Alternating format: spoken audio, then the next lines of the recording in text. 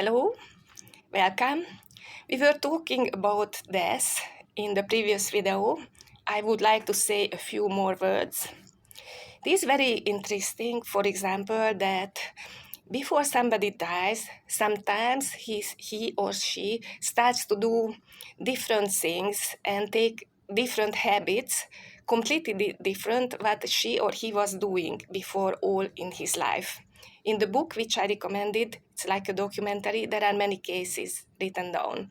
So it's a little bit like that if she or he would start her next life already a little bit. And of course, we don't know what's happening after the death, but they say that sometimes if somebody dies suddenly, it can be that he doesn't realize that he is dead. So I just give you three questions how you can test if you are still here. Are you hungry? The second, do you need to sleep? And the third, can you touch with your pinky, your elbow? And if yes, it's another dimension.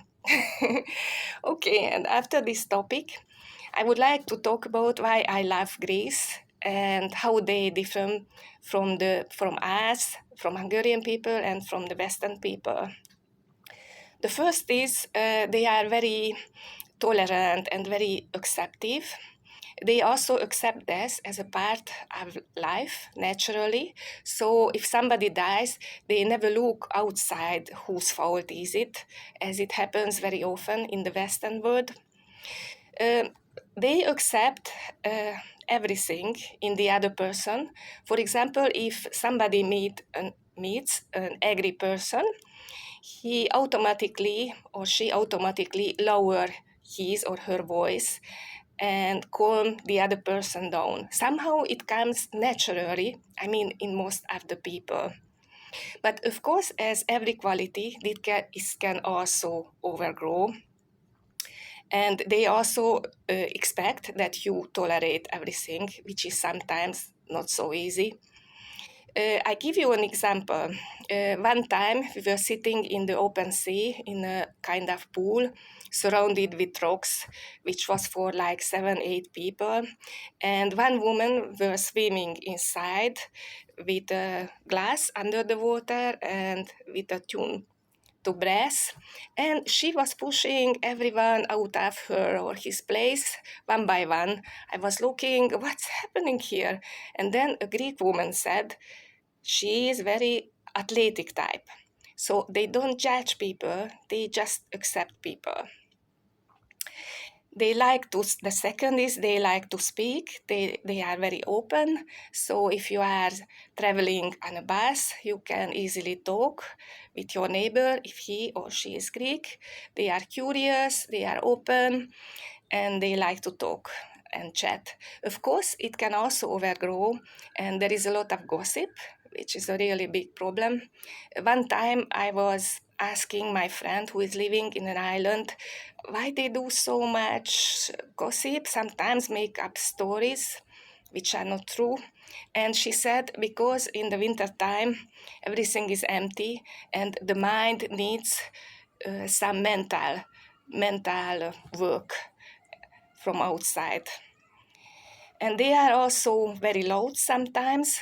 So, for example, if you sit in a cafe alone and somebody comes inside, it is sure that they are going to sit at the table which is beside you, even if the whole place is empty. They like to be in community, belong together.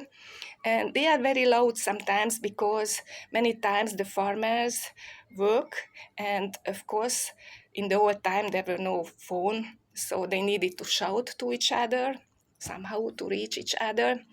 In the cities, of course not, but in the smaller villages, they really talk very loud.